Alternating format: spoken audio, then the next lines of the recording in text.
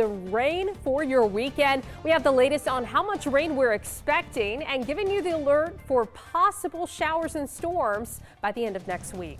Plus, with the start of daylight saving time this Sunday, we speak with an expert about the impacts the time change can have on you and what you can do to adjust. Plus, how the Red Cross is giving back to the community after Tuesday's storms. Live on your side. First Alert Weather Extra starts right now.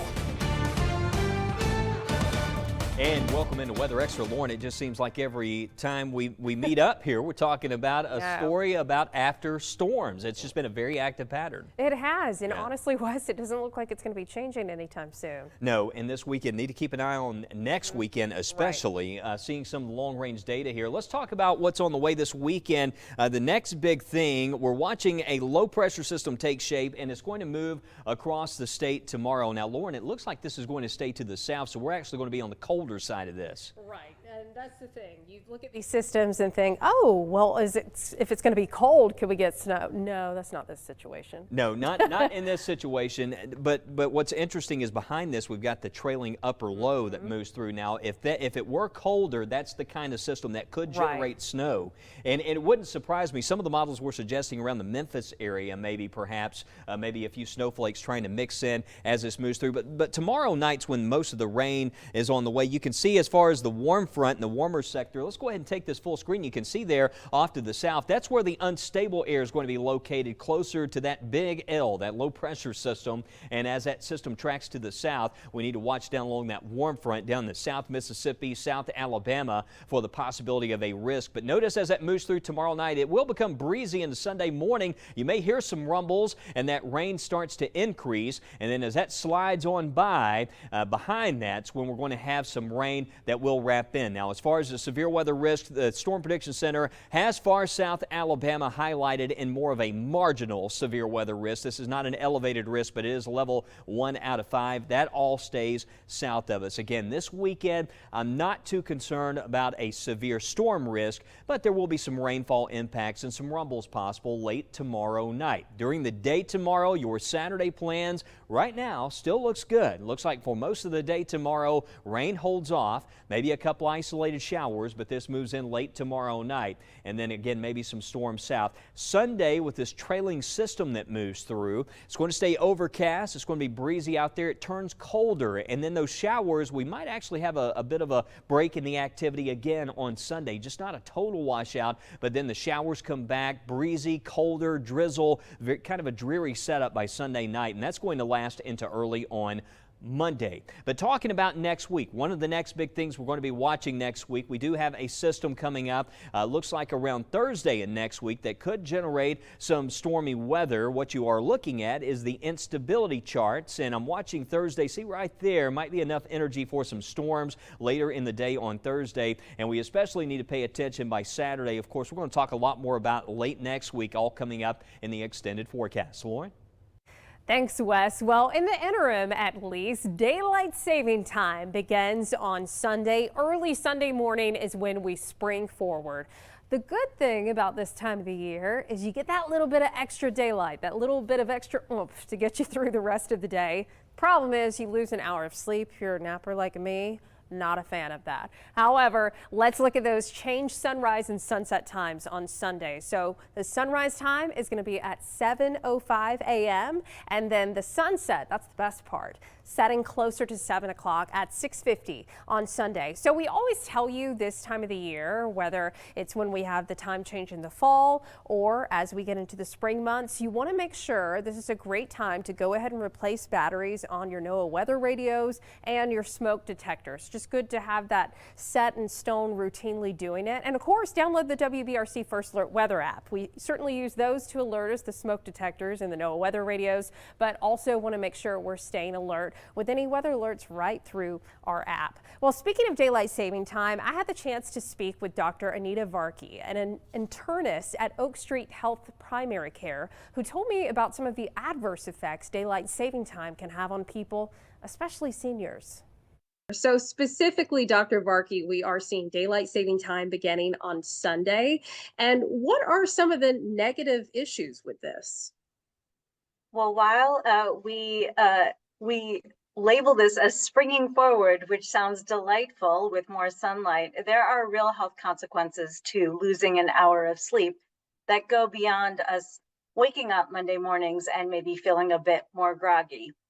There's actually a growing body of literature that tell us that on Sleepy Monday, following daylight savings times, there is a higher rate of motor vehicle accidents. There is an uptick in hospitalizations for heart attacks, strokes, and a irregular heart rhythm called atrial fibrillation. We also know that sleep very much is tied to our moods. And so for individuals who may already be predisposed to depression or anxiety, there's an uptick in those symptoms as well. I hate to hear that. I have depression and anxiety as well. So I know the time change, definitely any type of change, any type of irregularity in the pattern can certainly put you out of whack. Now, I'm an adult, but let's think about seniors specifically. How can the time change especially impact older adults? Many of our older adults are already have some of these chronic medical conditions, such as heart disease or cardiac arrhythmias, and they may also be taking chronic daily medications to help control those conditions, which may already impact the quality and quantity of their sleep. So then when you add yet another factor that is impacting sleep, like the time change, that can be really hard to mitigate quickly. Those effects actually last far longer than that one day and that one lost hour of sleep. Because we already know that our seniors in general, their sleep patterns are a little bit more prone to disruption. Their sleep quality may already be less than ideal because perhaps they are getting up in the middle of the night to use the washroom, or they're sleeping a little bit more lightly. So any disruption is hard to overcome. So what advice would you give to our viewers who maybe know they are more prone, potentially they're an older viewer, or they do have some of those pre-existing conditions or mental health issues, as you mentioned? What is something they can do to help themselves as we see the time change? So there are a couple of very practical things that we actually should all do, regardless of our underlying medical conditions. One is that we should not over rely on caffeine to help wake us up. We know that that is an easy first go solution if you wake up and feeling tired, but overdoing the caffeine can actually be very detrimental to the quality of your sleep. So be careful with the caffeine. Similarly, be careful with the idea of any alcoholic beverages that you may feel more sleepy, and that may feel like that is going to help you fall asleep, but it really will disrupt the quality of your sleep. Also be careful about over-reliance on naps. While an afternoon nap may seem like a good strategy, it actually can also disrupt your circadian rhythm and impair your ability to fall asleep at night. On the flip side, sunlight is your friend, particularly in the morning. And so if you can have that exposure to sunlight in the morning, that is going to actually help reset your circadian rhythm. And similar to if anyone has flown over multiple time zones and you are feeling jet lagged, right? What does everyone tell you to do? It's don't go and take a nap. Go walk around outside. Try to get your body reset. And part of the walking around outside is that exposure to sun. Really valuable advice there from Dr. Varkey, though you're going to have to take the caffeine and naps out of my hands. Well, as cleanup continues across the state after Tuesday's storms, the American Red Cross helping those in various communities who still have damage or were left without power. Fallen trees were a major cause of problems, and high winds made brush fires an issue as well. The Red Cross is still assessing damage, evaluating what fixes can be made quickly and what else is needed. Deborah Looney with the Red Cross says this storm is a good reminder of ways you can prepare for this severe weather season. So you just never know, and the risk of weather doesn't matter because the weather can change at any moment. So you're preparing even when they say there's a marginal risk. You want to make sure that you've got everything in place, that you know what you're going to do in the event a storm hits your home. And if you need help after Tuesday's storms, we have how to reach the Red Cross on the WBRC News app, along with more information about other resources. Well, in 30 seconds, we take you around the world to places that are seeing extreme weather as we head into the weekend and update you on the weekend rain chances. We'll be right back.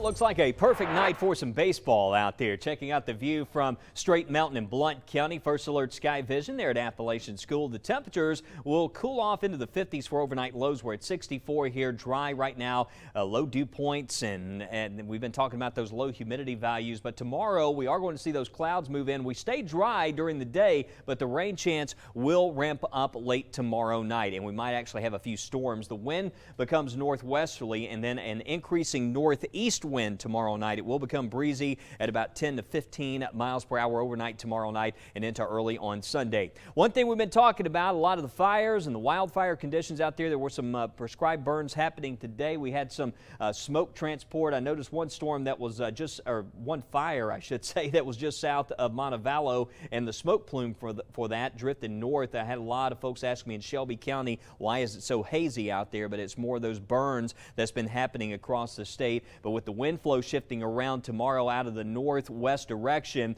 you can see as we go into early tomorrow morning, the relative humidity, which is typically a daily thing, we see that value go up at night as the temperature and dew point move closer together. So that humidity will increase tonight, but then tomorrow with that breeze out of the northwest, notice during the day the humidity bottoms out again, and we're going to see some very dry conditions during the day. So try to avoid burning over this weekend until we get some more wet weather in here. You can see that tomorrow night, again, that relative humidity will start to increase. Also, we'll see that rain chance ramp up into early on Sunday. But just showing you some of those fire weather conditions as firefighters across the state are getting a break from most of the wildfires we had last week. Of course, the state hit a one-day record. Get this, 181 wildfires on Tuesday because of the dry conditions. Your West Alabama reporter Kelvin Reynolds had a chance to speak to some of those firefighters and how they battled all the flames. Firefighters in Alabama are feeling exhausted when it comes to battling all these brush and wildfires recently. Now that they have some downtime due to some of these fires dying out, they're taking time to not only rest but also clean up some of the machinery they've used because they could be using it again soon. The state recorded 181 fires on Tuesday that burned around 1,700 acres. Thankfully, the storm later that night put out all the wildfires, according to State Forester Rick Oates. Alabama is largely quiet now on the fire front. Oates says it's still windy and the humidity remains low. Those two ingredients could lead to more brush fires. Our weather guy about that this morning, and he said that is a concern to him, that this wind and supposedly the humidities are going to drop again today and tonight. And with those low humidities and this wind, we are afraid it will dry out pretty quickly. Oates also wanted to thank volunteer firefighters around the state. He says for every one brush fire firefighters with the Forestry Commission puts out, volunteer firefighters have put out 5. Your reporter in West Alabama, Kelvin Reynolds, WBRC. 6 News on your side. Taking you around the world now to eastern Australia, where millions are bracing for the arrival of a tropical cyclone, something that area hasn't been threatened by in more than 50 years. It's expected to make landfall as soon as tonight to the west of Brisbane as the equivalent of a Category 1 hurricane here in the Atlantic. Since the storm is moving at a slower pace, it gave officials more time to give warnings to those who live on the eastern coast. The storm bringing hazardous waves, with some even reaching up to 40 feet high. Nearly 4,000 homes were without power on Thursday, with heavy rain and flooding impacting low-lying communities before the storm even makes landfall. While severe storms also impacting parts of Argentina, where nearly 8 inches of rain fell from last night into this morning, causing flash flooding. An additional 2 to 4 inches of rain is expected to fall today, with wind gusts reaching up to 56 miles per hour. And check this out. According to a new study, butterflies in the U.S. are vanishing at a catastrophic rate. The study was published Thursday in the journal Science. It found the total number of butterflies in the United States has dropped 22% over 2 decades. Lower numbers of habitats, rising temperatures, and poisonous pesticides are all factors in their decline. Scientists worry it could overturn ecosystems and destabilize pollination that sustains America's crops. Well, don't go anywhere. We continue to talk about the possibility of storms by the end of next week and bring you the weather extra on the science behind good old-fashioned vitamin D. We'll be right back.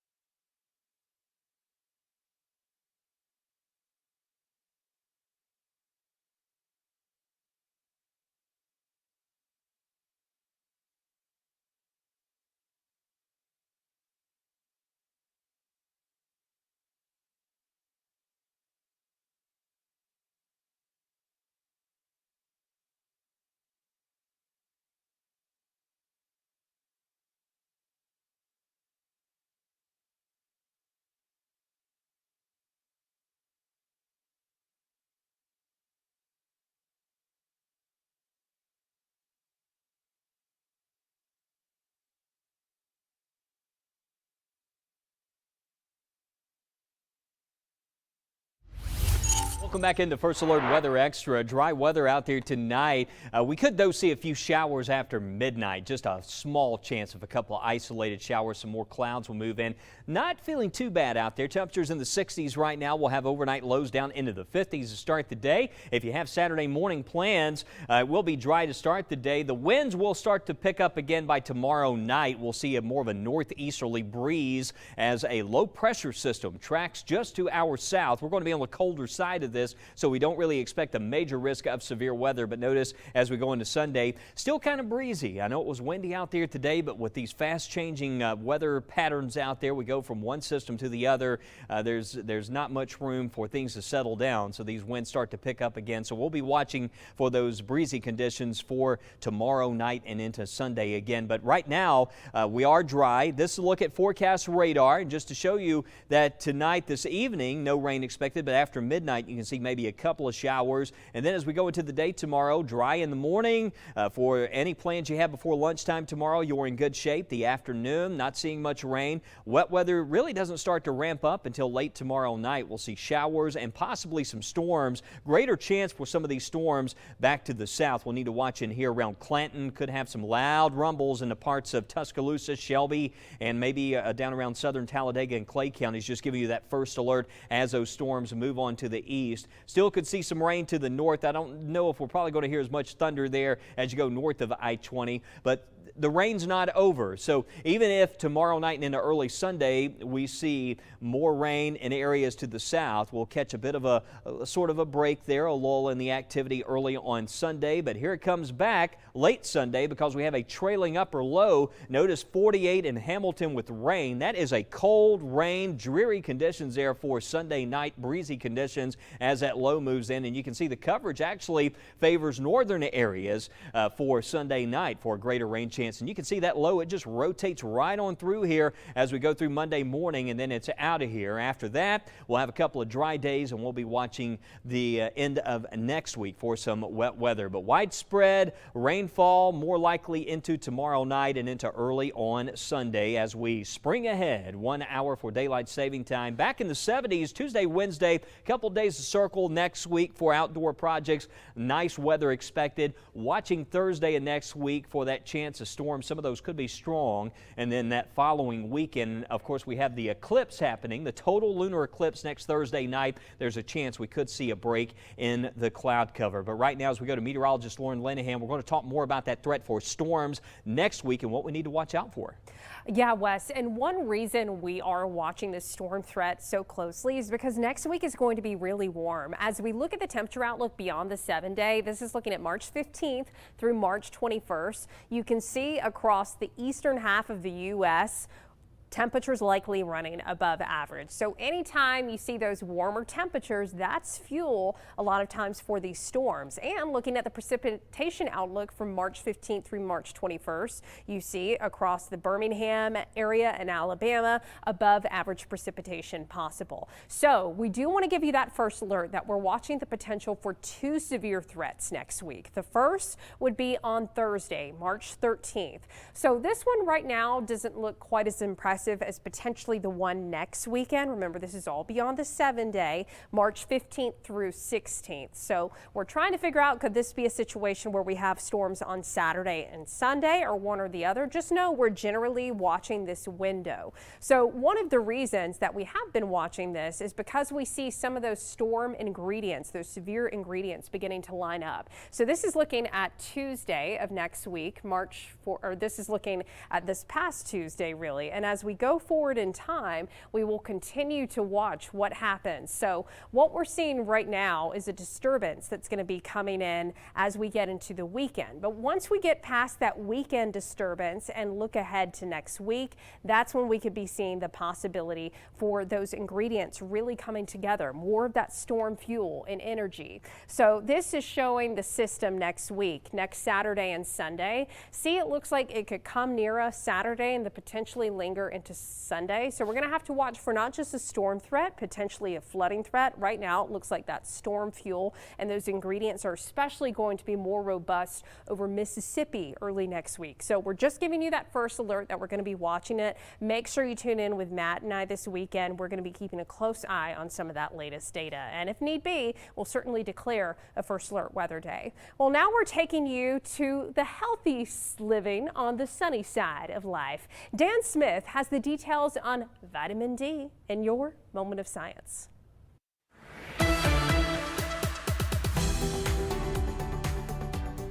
Last week, we explored all the benefits of vitamin C and how a lack of it has led to problems through the centuries. Now we turn from sun-kissed citrus to the sun itself, diving deep into the realm of vitamin D. Vitamin C is not naturally produced by the body, so we need to eat our fruits and veggies to get it. Vitamin D, however, is produced by the body with big help from a big celestial body. It's a complicated process, but when your skin is exposed to sunlight, the UVB radiation helps to convert certain chemicals into calciferol. Voila, vitamin D. You may remember from our UV blacklight episode that UVB is the type of radiation that can lead to sunburn if you're not careful. So, be careful. Aside from the sun, fatty fish flesh like salmon will give you a decent dose of natural vitamin D, while many varieties of dairy are fortified with it. Though it's just way more fun to say fatty fish flesh. So what's all that sunlight and a bit of seafood do for you? Well, a lot, as it turns out. Calciferol should be a good clue that calcium is the main benefit here, developing strong bones, plus helping your muscles and immune system. Vitamin D doesn't actually contain the calcium, it just helps you absorb it better. It's worth another historical look at what a lack of vitamin D can do as well. Cases of rickets ticked way up when the Industrial Revolution saw many people move from their sunlit farms to smoke-filled cities. Weak bones, muscle spasms, and stunted growth were especially evident in Victorian-age children. While vitamins are essential, you can still take too much. About 4,500 cases of vitamin D toxicity are noted in the U.S. each year, mostly from supplements. While some of the older folks do need more of it, too much calcium in your bloodstream can lead to anything from confusion to kidney failure. Your best bet still to get out in the sun, even if there's less of it in the wintertime, and help boost your odds for a healthy lifestyle. For this week's Moment of Science, I'm Dan Smith.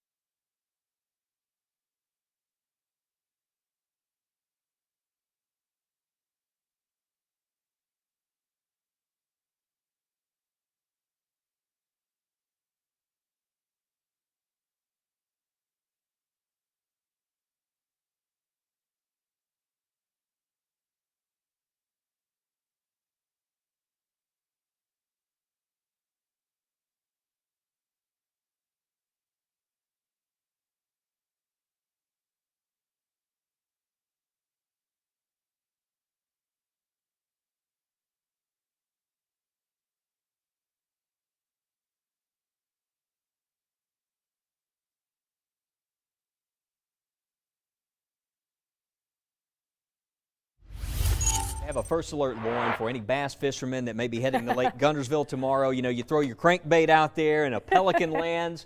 There are pelicans at Lake Guntersville. Nikki Lawler sharing this today. You know, if you hadn't said that was Lake Guntersville, I would have thought that was just a shot of maybe somewhere down on the coast. I know, looks like Mobile Bay, right? It does. So, hey, listen, we'll be watching this weekend. Chance of rain tomorrow night. We'll keep you updated on that First Alert weather app.